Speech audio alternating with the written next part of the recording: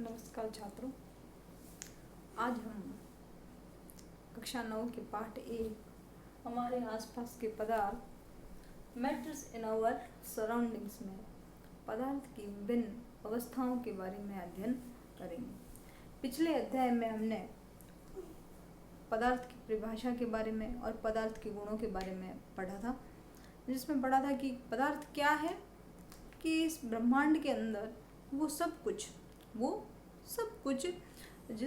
जिसका अपना द्रव्यमान है और जो स्थान घेर सकता है, वो सब कुछ क्या कहलाता है? पदार्थ कहलाता है।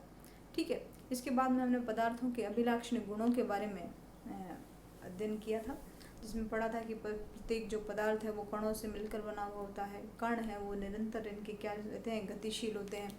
कणों के मध्य आकर्षण बल पाया जाता है।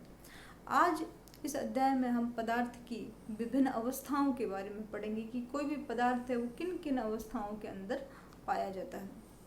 तो छात्रों, प्राकृतिक रूप से जो हम देखते हैं अपने चारों ओर विभिन्न प्रकार के पदार्थों को देख रहे हैं, प्राकृतिक रूप से पदार्थ 3 अवस्थाओं में पाया जाता है।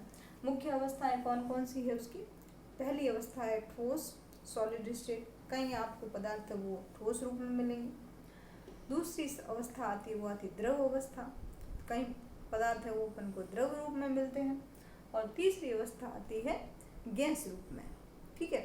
तो इसमें देखिए, सबसे पहले हम बात करें ठोस अवस्था की। ये तीनों अवस्थाएं जो है वो भिन्न भिन्न जो है, इनके जो गुण हैं वो भिन्न भिन्न हैं और अपन एक एक करके इन सब के गुणों के बारे में विस्तार से पढ़ेंगे।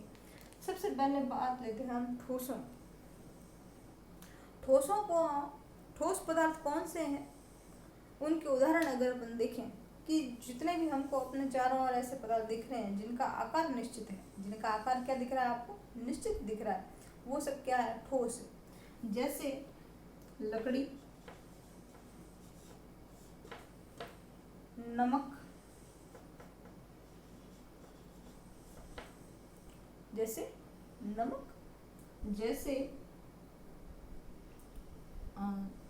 सोना ले लो, जैसे रबर, ये सब क्या है? ठोसों के उदाहरण। ठोसों का अगर पहला गुण देखें तो ठोसों के जो कण होते हैं, ठोस पदार्थ के जो कण होंगे वो बहुत ही पास में होते हैं।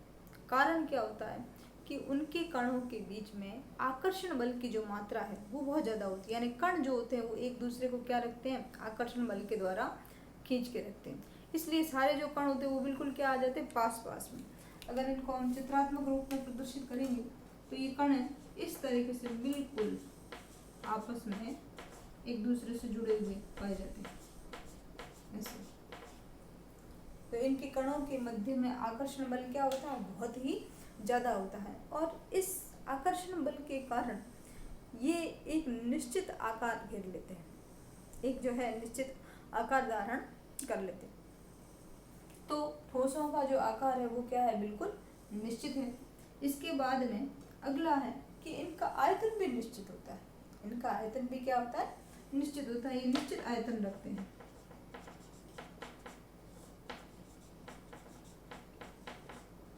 आयतन के निश्चित होने का अर्थ क्या है? सबसे पहली बात कि आयतन क्या होता है, तो हम कहें कि किसी भी पदार्थ के द्वारा घेरा गया स्थान क्या कहलाता है? आयतन कहलाता है। जैसे एग्जाम्पल या उदाहरण ले लूँ, जैसे ये एक पेन है। अगर मुझे इसको रखना है तो मुझे कम से कम इतनी जगह तो इसको रखने के लिए चाहिए, इतनी जगह तो इसको रखने के लिए चाहिए।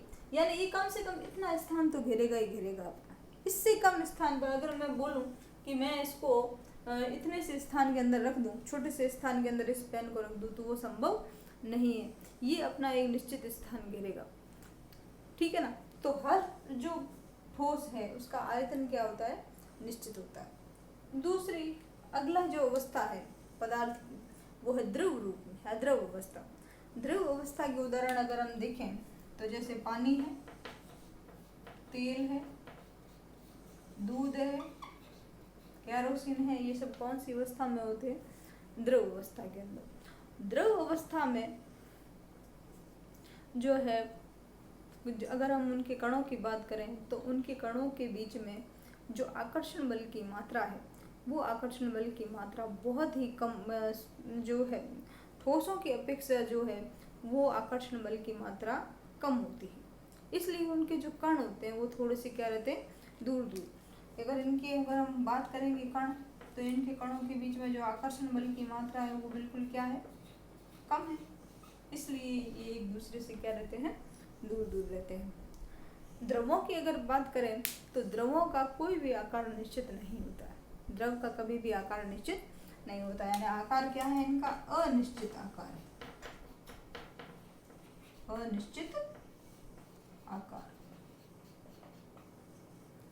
और अनिश्चित आकार कैसे है, जैसे हम पानी की बात करें, अगर हमने किसी पानी को ग्लास के अंदर डाल दिया तो उसका आकार जो है वो पानी जो है वो उस ग्लास का आकार धारण कर लेगा। अगर उसी पानी को हमने किसी प्लेट में डाल दिया तो प्लेट का आकार धारण कर लेगा, कटोरी में डाल दिया तो कटोरी का आकार धारण कर लेगा। तो इस प्रकार से द्रव का अपना कोई निश्चित आकार नहीं होता है, लेकिन द्रवों का आयतन जो है वो बिल्कुल निश्चित होता है। द्रव का जो आयतन है वो बिल्कुल क्या होता है, निश्चित होता है।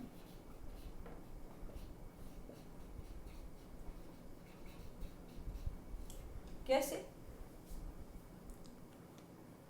अगर आपको 2 लीटर दूध लेना है, कितना लेना है, 2 लीटर दूध लेना है, 2 लीटर आयतन है, इतना दूध लेना है, और आपको एक गिलास पकड़वा दी जाए कि इसमें ले आओ, तो क्या वो 2 लीटर दूध उस एक छोटी सी गिलास में आ जाएगी?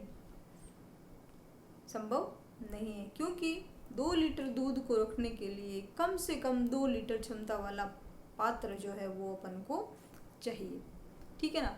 उससे कम वाले हम 1 लीटर या आधे लीटर वाले बर्तन में उस 2 लीटर दूध को नहीं रख सकते, क्योंकि वो अपना एक निश्चित स्थान घेर रहा है, उसका अपना एक निश्चित आयतन है, उसको हम दबा कर या किसी भी तरीके से कम आयतन वाले बर्तन में रख नहीं सकते हैं, ठीक है।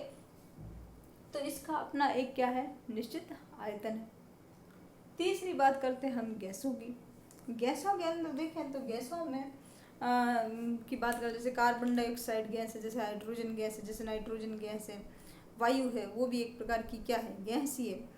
तो इनमें अगर अपन देखेंगे तो इनके जो कण हैं उनमें आकर्षण बल की मात्रा नगण्य होती है। आकर्षण बल की मात्रा क्या होती है, बिल्कुल नगण्य आकर्षण पाया जाता है। इसलिए इनके जो कण हैं वो बहुत ही दूर दूर पाए जाते हैं। इस तरीके से कण क्या हो गए, दूर दूर पाए जाते हैं।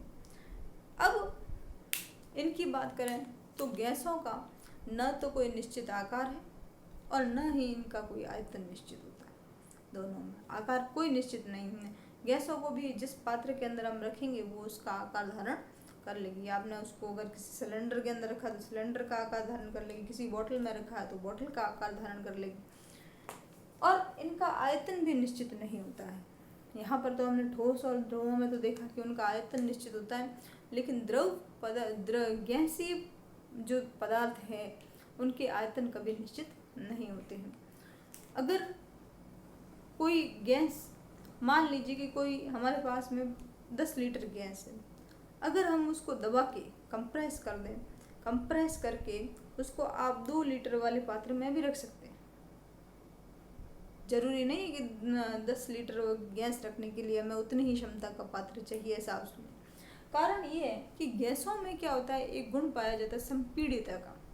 संपीड़िता जो होती है वो सबसे ज़्यादा जो होती है वो गैसों में होती है। संपीड़िता का अर्थ है कि अगर उनके कणों के ऊपर दबाव लगाया जाए तो वो कण बिल्कुल क्या आ जाते, पास पास में, और पास पास में आने के कारण उनका आयतन क्या हो गया, जब तक उस पर दबाव है तब तक उसका जो आयतन है वो क्या हो गया, कम हो गया, और हम उसको एक छोटे से पात्र के अंदर भी रख सकते हैं। तो संपीड़िता का जो गुण है वो सबसे ज़्यादा किस में होता है, गैसों में, उससे कम द्रवों में, और ठोसों के अंदर जो संपीड़िता होती है वो नगण्य होती है, ठीक है। तो इनमें न तो इनका आकार निश्चित है, न इनका आयतन निश्चित है। इसको अपन किसी भी छोटी जो है मात्रा वाले बर्तन में भी इसको रखा जा सकता है। और इसी गुण का जो उपयोग है वो हम 2 प्रकार की गैसों में में करते हैं। सबसे पहला जो आपने नाम सुना होगा LPG gas, liquefied petroleum gas, जिसको हम रसोई घर की गैस, जिसको हम खाना बनाने के लिए उपयोग में लिया जाता है, जिसका नाम क्या है, लिक्विफाइड पेट्रोलियम